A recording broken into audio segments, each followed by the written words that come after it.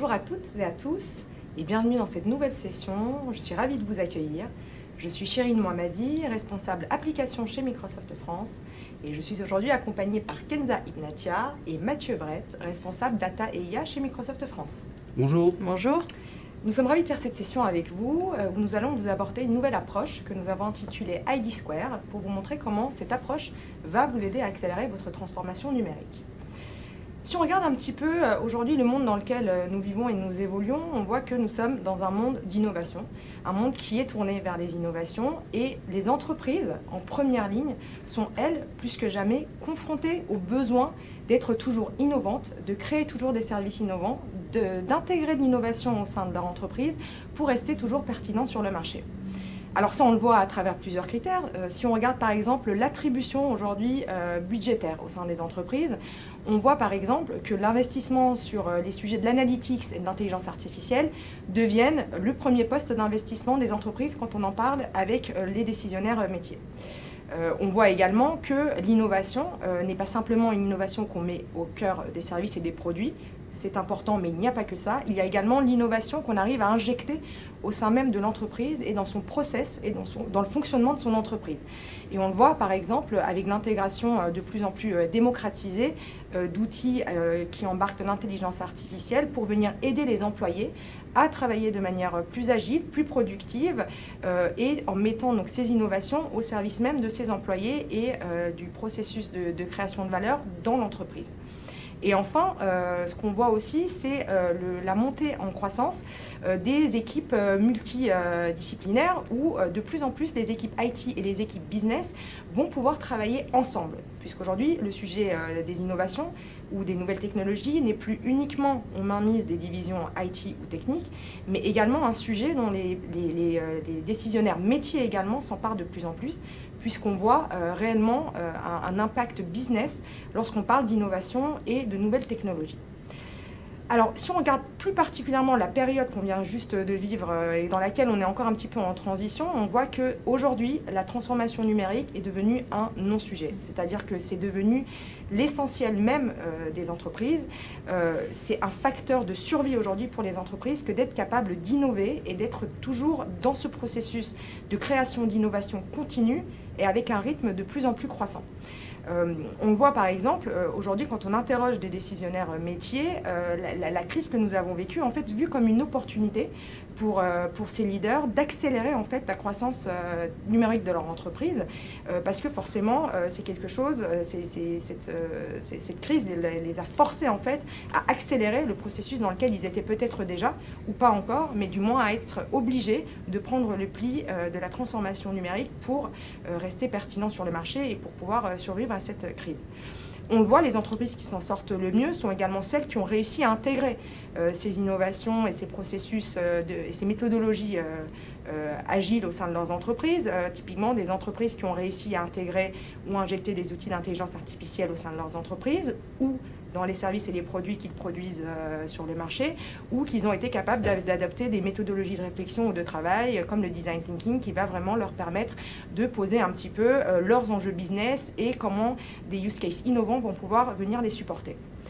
Enfin, il y a eu beaucoup d'enjeux, on le sait, autour de la période dans laquelle nous sommes, mais un des enjeux principaux qu'on a été capable de remarquer et qui devient vraiment un objectif commun à toutes les entreprises qu'on voit au quotidien, c'est le besoin d'être hyper pertinent auprès des clients et de ce fait d'avoir un parcours digital hyper personnalisé pour ses clients.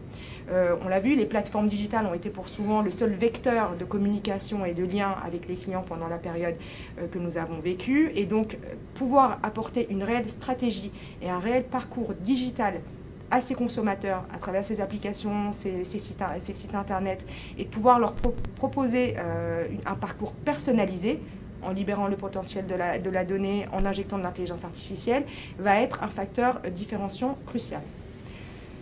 Enfin, si on regarde un petit peu plus en détail les 4, on va dire, piliers sur lesquels il est recommandé de se concentrer dans une période post-crise, dans laquelle nous sommes actuellement, il y a vraiment 4 piliers où on nous recommande de vraiment concentrer les efforts pour pouvoir reprendre son rythme business et accélérer la transformation numérique au sein des entreprises. Alors si je prends par exemple le premier pilier, on voit que, et c'est ce que je vous disais juste avant, la stratégie omnicanal et la stratégie digitale que vous allez pouvoir proposer à vos clients va être un facteur clé, puisque les habitudes que nous avons prises pendant cette période de communiquer à travers nos plateformes digitales sont des habitudes qui vont rester pour beaucoup, et donc il est important qu'aujourd'hui vos clients puissent continuer à interagir avec vous et à être liés à vous grâce à vos sites internet ou à vos applications. Donc vraiment la plateforme digitale et votre stratégie digitale va être importante. Deuxième pilier, l'intelligence artificielle, la data, on en parle, vous avez entendu parler de ce sujet depuis un moment déjà, mais c'est vraiment fondamental. La manière dont vous allez avoir de pouvoir vraiment libérer tout le potentiel de vos données, d'utiliser l'intelligence artificielle et le machine learning pour pouvoir réinjecter ces insights dans votre business et dans la production de valeur va être primordial pour vous démarquer également de votre concurrence sur le marché. Enfin, le fait de pouvoir aujourd'hui sur le marché sélectionner très minutieusement les nouvelles technologies, celles qui vont vraiment vous permettre de venir soutenir vos usages métiers et qui vont venir vous permettre de soutenir ces usages et ces services innovants que vous allez avoir besoin de mettre au service de vos clients ou de vos employés. Donc sélectionner les sous-couches technologiques aussi qui vont vous permettre de pérenniser votre activité va être un facteur essentiel. Et enfin, tout n'est pas que technologie et tout n'est pas que outils, il y a aussi de l'humain dans tout ça et c'est un facteur qui va être aussi déterminant.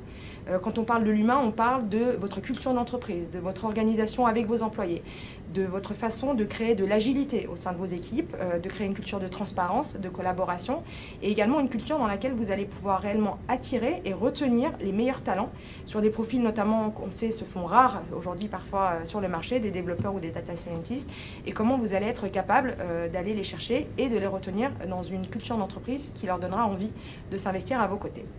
Sur ce, je passe la parole à Mathieu qui va vous parler un petit peu plus de notre approche ID Square. Merci Chirine. Donc qui dit opportunité dit également challenge. Et il s'avère que les business leaders doivent faire face à de multiples challenges qui sont liés aux données, qui ont trait à la compétence ou enfin qui concernent l'écosystème de développement applicatif. Donc si on s'intéresse aux données, d'après une étude de la Harvard Business Review récente en 2019, 80% des business leaders déclarent qu'ils peinent à vraiment tirer la quintessence de leurs données parce qu'ils ont des problèmes de maturité. Et 55% d'entre eux déclarent des problématiques de silos. Donc les problématiques de silos, on n'en parle pas depuis hier, hein, ça fait plus de 10 ans qu'on en parle. Il y a eu la promesse Big Data, néanmoins on voit qu'il y a encore, c'est encore en réalité un vrai frein au sein des entreprises. Et derrière, ce qui est sous-jacent, ça va être d'une part des problématiques de SI historiques, qu'ils arrivent mal à interconnecter à des plateformes plutôt digitales. D'autre part aussi des problématiques de gouvernance de la donnée. Il y a plein de directions de métiers qui ont du mal à travailler encore en transverse. Et tant que vous n'avez pas une vraie gouvernance de la data au centre de tout ça, et bien finalement, vous n'allez pas pouvoir bien valoriser vos données. Vous pouvez recruter des meilleurs data scientists ou les faire travailler pour vous. Néanmoins, vous n'allez pas arriver à avoir un vrai impact business. Pourquoi? Parce que vous aurez tout cet écosystème, votre écosystème, qui ne sera pas assez mature, qui ne permettra pas d'opérationnaliser et de passer à l'échelle ces modèles. Un autre point qui est un vrai bloqueur, c'est la dimension des compétences. Donc, comme l'a dit Chine, on est dans un monde qui va de plus en plus vite. Il y a aussi une part d'imprévisible avec le Covid ou d'autres aléas. Il faut vraiment être capable d'être très actif, de faire face à la concurrence et aussi de faire face à tout potentiel concurrent qui pourrait venir vous disrupter. Donc pour ce faire, il faut vraiment être dans une logique d'apprentissage continu. Donc on a parlé des nouveaux métiers qui émergent, que ce soit le data scientist, il y a aussi les data engineers, les data analysts. Il y a tous les métiers autour de l'agilité, les méthodes Scrum, aussi tout ce qui est approche DevOps, MLOps. Mais il y a également tout ce qui est soft skills pour que vos ressources aient vraiment cette culture du changement et soient vraiment en mesure de piloter cette transformation au jour le jour, parce que ça va se faire avec vos équipes. Enfin, dernier point, en ce qui concerne l'écosystème applicatif, seulement 20% de cet écosystème bénéficierait des avantages de l'approche DevOps. Donc l'approche DevOps, ça permet vraiment, via des processus d'automatisation et d'une culture de la mesure, d'être capable de prendre en compte des insights clients, d'accélérer sur le déploiement de release, d'être vraiment dans une logique de delivery continue. Et le constat aujourd'hui, c'est que voilà, il n'y a que 20% du patrimoine applicatif qui en bénéficient. On pourrait aussi faire un parallèle avec l'approche MLOps, où il en est de même, on n'a pas encore de vraie gouvernance sur les modèles de machine learning. Donc voilà, on a fait le point sur des challenges. Maintenant, on va s'intéresser à notre recommandation. Donc, notre recommandation, c'est une approche qu'on appelle ID Square. ID Square comme Intelligent Data Enhanced AI and Applications. L'idée est simple. Via une certaine méthodologie et une approche par un accompagnement, on va se concentrer tout d'abord sur le cœur du réacteur qui est la chaîne de la donnée.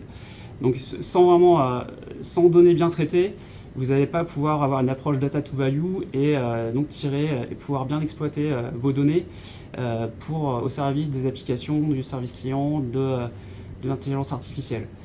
Donc notre approche consiste à définir un schéma directeur dans lequel on va s'intéresser au processus de collecte de données, donc que ce soit des données d'interaction client, il y a des touchpoints, des points d'interaction, des points de contact online ou offline, des données de processus internes.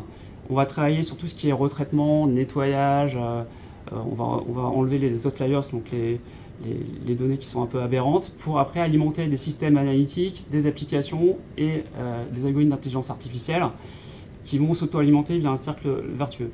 Donc si on s'intéresse au système analytique, qui dit bonne qualité de données grâce à ce processus de traitement de la donnée accompagné de tout ce qui est privacy et security by design, dit donc une meilleure qualité, dit une meilleure prise de décision, puisque vous allez avoir des analytics plus granulaires, plus fins, bien entendu dans le respect des réglementations en vigueur comme le GDPR en Europe. Et ça va permettre en plus après d'alimenter votre backlog applicatif avec des insights clients sur comment ils apprécient vos applications, ou même pour les processus internes, vous êtes capable de prendre des actions correctives et d'être réactif. En ce qui concerne l'intelligence artificielle, vos data scientists ou les personnes qui travaillent pour vous vont passer beaucoup moins de temps au nettoyage des données et vont plutôt travailler sur la valeur, donc ils vont travailler plutôt sur la résolution de problématiques business avec vos équipes métiers. Donc c'est vraiment exploiter plus finement leur jus de cerveau et l'idée c'est vraiment de travailler sur l'automatisation des processus, sur aussi un nouveau métier qui est très important qui est le métier de data engineer pour travailler sur cette qualité de données et l'automatisation de la mise à disposition. Mais du coup il va en résulter des algorithmes d'intelligence artificielle beaucoup plus pertinents. Enfin, dernier pilier d'ID Square, sur la partie applicative, vous allez pouvoir bénéficier d'algorithmes d'intelligence artificielle et dans cette logique vraiment d'amélioration continue et de collecte d'insights clients. Donc comment ça se traduit concrètement auprès des équipes métiers? Donc on discute stratégie digitale avec nos clients. Il y a différentes problématiques qui arrivent de façon récurrente. Alors je vais juste en citer deux, mais Shirin vous a parlé d'hyper-personnalisation, qui est une vraie promesse, ce vers quoi attendent beaucoup d'entreprises. Et actuellement, c'est une vraie douleur, il y a une vraie question de comment je peux tirer parti de mes données, développer des algorithmes d'intelligence artificielle pour avoir cette personnalisation de la relation client et du coup me démarquer par rapport à mon concurrent. Un autre point qui est aussi important, c'est comment je peux accélérer sur le time to market. Donc on est vraiment dans la logique de comment je peux mettre en place un écosystème DevOps et une approche d'agilité pour être vraiment plus agile, plus performant dans mes processus. Donc, souvent notre recommandation quand on discute avec nos clients, c'est d'avoir cette approche ID Square au centre des discussions et surtout quand on va essayer de prioriser leurs problématiques business, on va le faire via un prisme d'analyse qui s'appelle la Digital Feedback Loop. L'idée, c'est de reposer sur 4 piliers d'analyse. Il y a la dimension client, la dimension produit, opération et la dimension ressources internes. Après, en fonction du business model de l'entreprise de nos clients, on va s'intéresser, on va mettre l'emphase sur tel ou tel pilier. Donc, par exemple, une entreprise qui est plutôt spécialisée, donc leur business est plutôt la fabrication de produits, on peut prendre un Decathlon ou un L'Oréal, on va vraiment mettre l'emphase sur tout ce qui est analytics et IA sur cette brique. A contrario, une entreprise qui a plutôt une grosse chaîne de production qui est le cœur de son activité, on va travailler sur des algorithmes de machine learning pour faire du marketing prédictif, détecter des taux de panne et ainsi faire des économies pour remplacer les pièces avant qu'elles soient obsolètes. Il y a également tout ce qui est supply chain management, donc toutes les problématiques logistiques dans ce pilier d'opération où grâce à cette approche ID Square, on va vraiment définir des applications qui vont permettre de gérer déjà finement les stocks. Et donc, dans cette approche Covid, c'est d'autant plus d'actualité. Maintenant, on va parler de cas plus concrets, des cas clients concrets avec Kenza. Merci. Merci Mathieu. Alors effectivement, comme il faisait référence Mathieu, on travaille déjà avec plusieurs entreprises, plusieurs organisations qui ont déjà amorcé leur transformation via le prisme ID Square. Alors pas toujours en étant conscient que c'est le prisme ID Square, mais pour autant, elles avancent sur l'un des piliers ou plusieurs des piliers que tu as mentionnés, que ce soit la partie employé, la partie plus orientée client, expérience client, la partie plus opérationnelle, ou encore elles travaillent à la transformation complète de leur business model via ID Square. Alors, il y a plusieurs exemples de cette collaboration que vous voyez affichés à l'écran. On va en creuser quelques-uns. Je vais commencer par Shell, qui est un peu un de mes exemples préférés. Donc Shell, leader aujourd'hui de l'énergie au niveau mondial. Et Shell, aujourd'hui, a utilisé, en collaboration avec Microsoft, ID Square, donc le triptyque data, IA et application, pour adresser une problématique de sécurité sur ses points de vente. Effectivement, Shell dispose aujourd'hui de plus de 44 000 points de vente dans le monde. Et sur ces points de vente, l'organisation fait face à plusieurs problématiques, comme le vol à l'étalage, mais également des problématiques plus liées à des incendies, des risques d'incendie, des risques d'explosion. Notamment parce qu'il y a toujours des personnes qui fument à proximité des pompes à essence, malheureusement. Et donc Shell en fait a utilisé l'intelligence artificielle directement infusée au niveau des caméras de vidéoprotection, donc via une technologie de computer vision, pour détecter en temps réel les personnes qui fumaient à proximité de ces pompes à essence, de manière à pouvoir envoyer de manière automatique une notification à la personne en charge de la station essence, donc à un employé Shell, qui via une application qui lui est dédiée va être à même de prendre une décision en direct, en temps réel, pour évaluer la situation bien évidemment et peut potentiellement décider de stopper la pompe à distance de manière à réduire le risque d'incendie ou d'explosion. Donc c'est un scénario, un cas d'usage très opérationnel qui a permis avant tout à Shell d'exploiter de la donnée qui était jusque-là sous-exploitée, et je veux dire par là les heures et les heures de flux vidéo issus des caméras de sécurité, mais qui a aussi permis, grâce à l'utilisation de l'intelligence artificielle et à l'applicatif, de mettre entre les mains de ses employés un outil qui leur permet de gérer en complète autonomie la sécurité sur site, et notamment la sécurité des employés et des clients. Donc voilà comment Shell a utilisé le prisme ID Square. Je pourrais revenir sur d'autres exemples, comme par exemple comment Altametris, filiale de SNCF, a également utilisé la data, l'IA, notamment et l'applicatif pour adresser une problématique de maintenance prédictive, donc une problématique également opérationnelle, mais plus là orientée efficacité. Ou encore, pour complètement changer, on pourrait parler un peu plus d'expérience client avec le cas d'usage très intéressant du Metropolitan Museum de New York, donc musée assez emblématique de New York, qui a complètement revisité l'expérience visiteur en ligne du musée, en utilisant toute la data à disposition en interne et à l'externe sur les 2 millions d'œuvres d'art dont il dispose, et qui, justement, en utilisant l'intelligence artificielle, ont complètement transformé la visite en ligne du musée et ont ainsi rendu une expérience en ligne beaucoup plus concrète, beaucoup plus connectée à l'art pour les millions de visiteurs. Donc, beaucoup d'exemples, beaucoup de cas d'usage, beaucoup de possibilités. Merci Kenza. Et donc effectivement, comme Kenza vient de l'aborder, on accompagne aujourd'hui déjà une multitude de clients avec des enjeux divers et variés. L'important ici pour nous, c'est de dire que la transformation numérique n'est pas forcément linéaire et ne ressemble pas forcément à la même chose d'un client à l'autre.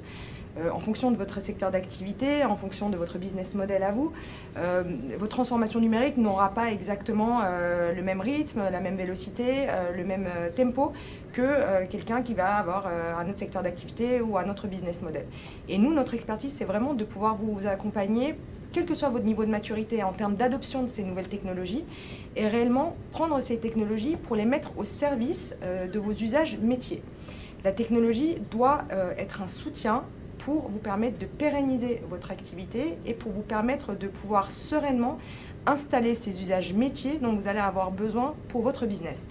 Donc, je ne vais pas rentrer dans tous les détails, il y a quelques exemples sur la slide, mais il y en a bien d'autres.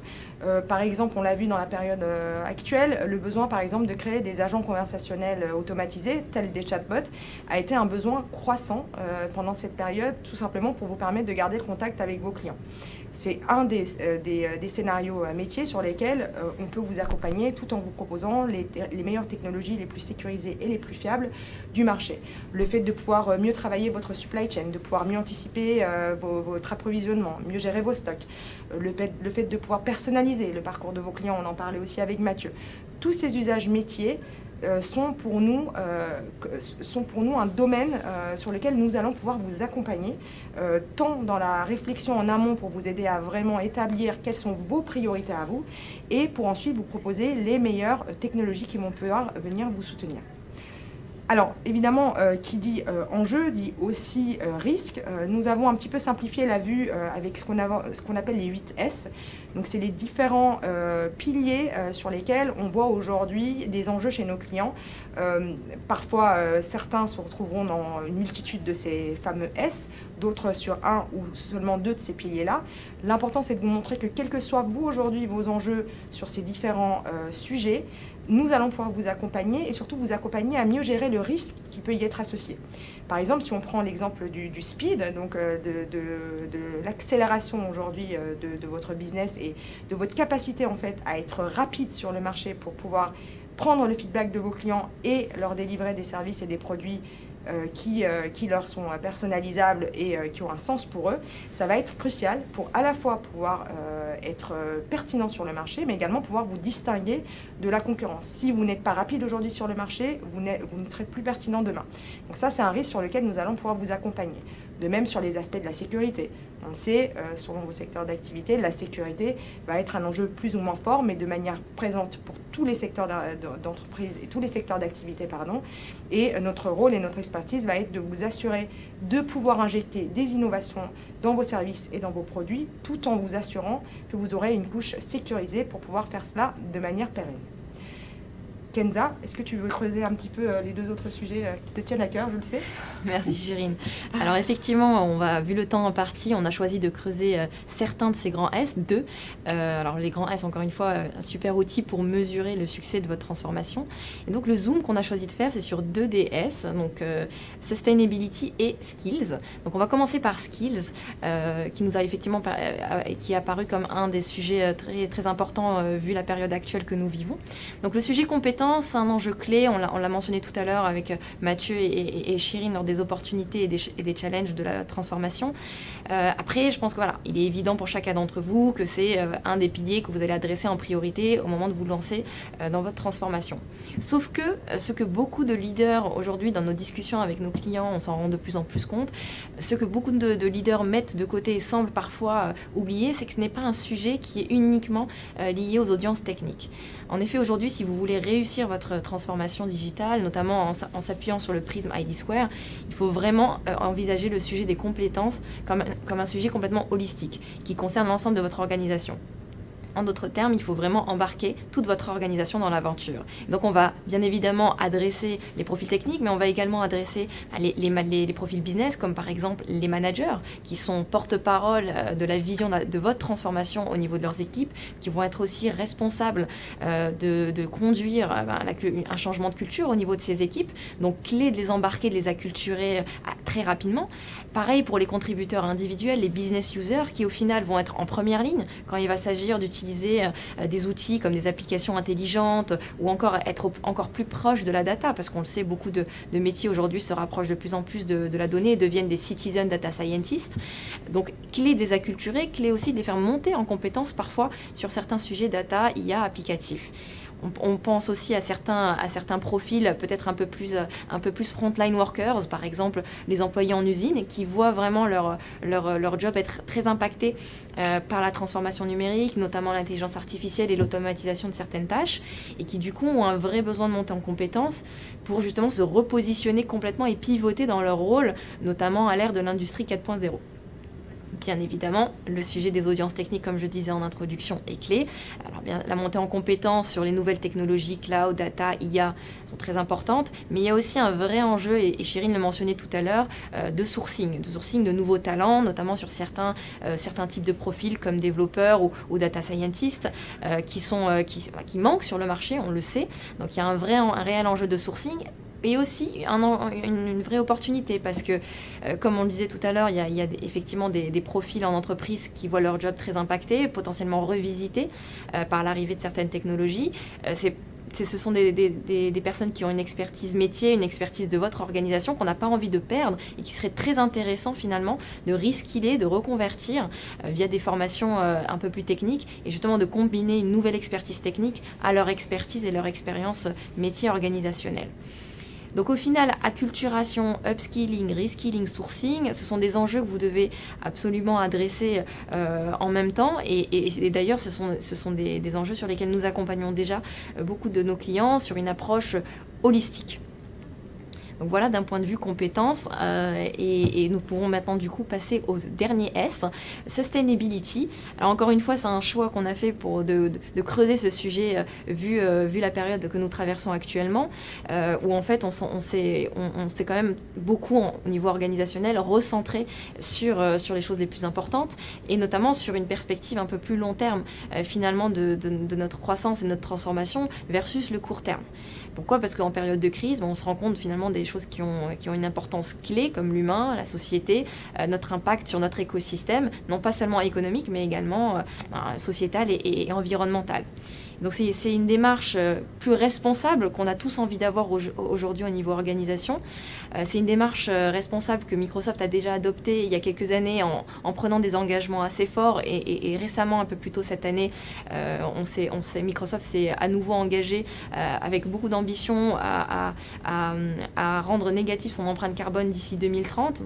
Donc un engagement très fort et très ambitieux qui va demander le développement de nouveaux outils et de nouveaux services qu'on espère également mettre à disposition de nos clients pour les accompagner également dans cette démarche, vu qu'ils nous sollicitent de plus en plus là-dessus. Alors c'est un sujet sur lequel nous les accompagnons déjà, bien évidemment, sur des scénarios assez spécifiques, et en les aidant en fait, si on reprend un peu le prisme vu tout à l'heure de la Digital Feedback Loop expliqué par Mathieu, voir comment est-ce qu'on peut infuser cette démarche responsable au niveau de chaque cas d'usage, que ce soit orienté optimisation opérationnelle ou encore engagement client, engagement partenaire, voire même engagement collaborateur. Je vous donne un exemple très rapidement. Aujourd'hui, si on travaille avec un client sur l'optimisation de sa supply chain, on peut très bien adresser le sujet de quels sont les partenaires que vous voulez prioriser. Comment prioriser les partenaires qui respectent le plus les standards écologiques? Quels sont les partenaires de votre écosystème qui respectent le plus vos standards de transparence? Donc ça, grâce à la donnée, à l'intelligence artificielle, on peut aider nos clients à travailler là-dessus. Et de la même manière qu'on peut aussi les aider à diminuer leur empreinte carbone et leurs dépenses énergétiques. Donc tout ça, voilà, ce sont des briques pour démarrer et pour s'engager dans une réflexion qui soit positive, responsable pour votre transformation, parce que encore une fois, aujourd'hui c'est clé d'avoir cette position, on le pense tous, si on veut une transformation pérenne. Et puis aussi d'un point de vue très pragmatique, on le sait, c'est un sujet qui est clé si on veut attirer et retenir les talents, les jeunes talents notamment, parce qu'on sait que c'est un sujet qui est très sensible pour eux. Voilà, donc pour conclure, comment est-ce que vous pouvez vous lancer, comment commencer votre approche ID Square et amorcer ou accélérer votre propre transformation? Eh bien, si vous voulez creuser, aller plus loin, on vous invite à revenir vers nous, à nous faire signe. On peut travailler avec vous dès le début sur les cas d'usage que vous aimeriez investiguer et explorer le potentiel, tout comme on peut avancer sur des choses un peu plus techniques, un peu plus profondes, comme des workshops, de l'idéation, ou encore explorer le potentiel de vos données directement et voir ce qu'elles vous permettent de faire dès demain. Donc merci à tous d'avoir suivi cette session qui prend fin maintenant. Elle sera disponible en replay dès demain sur le site de l'événement, et on espère que vous avez apprécié cette plongée au cœur d'ID Square. Merci.